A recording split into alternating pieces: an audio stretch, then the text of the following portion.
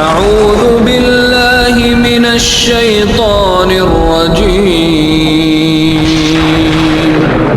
بسم الله الرحمن الرحيم.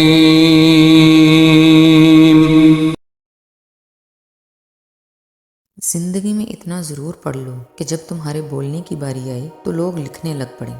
نہ گھبراؤ، آج مذاق ہو، جن کے لیے کل مثال بنو گے ان کے لیے. محنتی انسان کے سامنے پہاڑ کنکر اور کاہل انسان کے سامنے کنکر بھی پہاڑ بن جاتا ہے. ہار اور جیت تو اپنے اندر ہوتی ہے. مان جاؤ تو ہار، ٹھان لو تو جیت. انسان تکلیف سے سیکھتا ہے، خوشی میں تو پچھلا سبق بھی بھول جاتا ہے. جن میں تنہا چلنے کے حوصلے ہوتے ہیں، ایک دن انہی کے پیچھے قافلے ہوتے ہیں. تبدیلی ہمیشہ میں سے شروع ہوتی ہے، آپ سے نہیں.